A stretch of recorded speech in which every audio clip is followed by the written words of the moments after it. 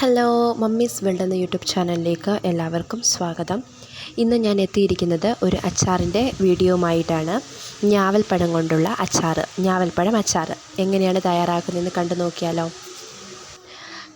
ആദ്യം തന്നെ ഒരു ചീനച്ചട്ടി അടുപ്പത്ത് വെച്ച് അത് നന്നായിട്ട് ചൂടായി വന്നതിന് ശേഷം ഒരു 3 സ്പൂണ് എണ്ണ ചേർത്ത് കൊടുക്കാം. നല്ലെണ്ണ ഉണ്ടെങ്കിൽ നല്ലെണ്ണ ചേർത്ത് കൊടുക്കാം. എണ്ണ ചൂടായിട്ട് വന്നതിന് ശേഷം ഇതിലേക്ക് ഒരു 1/2 സ്പൂണ് കടുക് ചേർത്ത് കൊടുക്കാം.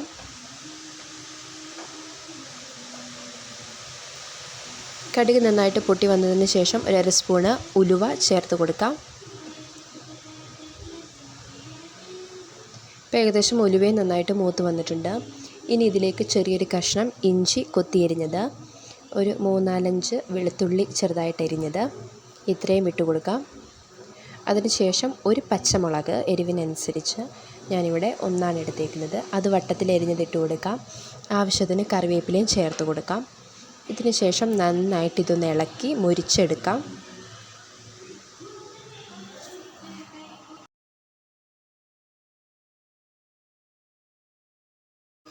ഇപ്പം നന്നായിട്ട് മുരിഞ്ഞ് വന്നിട്ടുണ്ട്. ഇനി തീയിൽ വെച്ചതിന് ശേഷം ഒരു 1.5 സ്പൂണ് മുളക് പൊടി ചേർത്ത് കൊടുക്കാം. ഇപ്പോൾ നല്ല എരിവുള്ള മുളക് പൊടിയാണെങ്കിൽ ഒരു 1/2 സ്പൂണ് മുളക് പൊടിയും 1 സ്പൂണ് കാശ്മീരി മുളക് പൊടിയും ചേർത്ത് കൊടുക്കാം.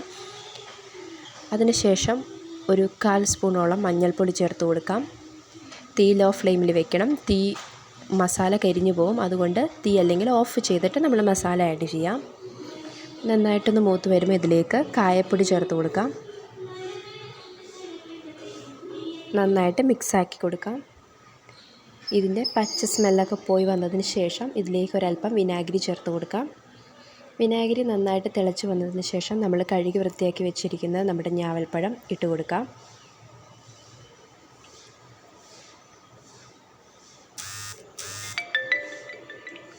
നന്നായിട്ടൊന്ന് ഇളക്കി കൊടുക്കാം.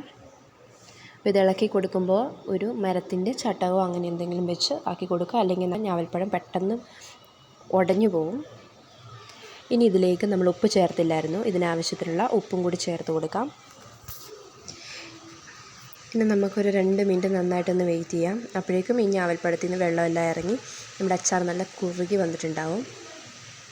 അങ്ങനെ നമ്മുടെ ഞാവൽപ്പഴം അച്ചാർ ഇവിടെ റെഡി ആയിട്ടുണ്ട്. ഇപ്പോൾ ഏകദേശം ഈ ഒരു പരുവാകുമ്പോഴേക്കും നമുക്ക് തീ ഓഫ് ചെയ്യാം. ചൂടാറിയതിന് ശേഷം ഒരു ചില്ല് കുപ്പിയിലേക്കോ ഭരണിയിലേക്കോ മാറ്റി കൊടുക്കാം. അങ്ങനെ നമ്മുടെ ഞാവൽപ്പഴം അച്ചാർ ഇവിടെ റെഡി ആയിട്ടുണ്ട്. അപ്പോൾ ഞാവൽപ്പഴമൊക്കെ കിട്ടുമ്പോൾ ഇതേപോലെയൊക്കെ ചെയ്ത് നോക്കുക. ഇഷ്ടപ്പെട്ടെങ്കിൽ മറ്റുള്ളവർക്കൊക്കെ ഒന്ന് ഷെയർ ചെയ്ത് കൊടുക്കാം. അടുത്ത നല്ലൊരു റെസിപ്പിയുമായിട്ട് വരാം. അതുവരെയും ബായ്.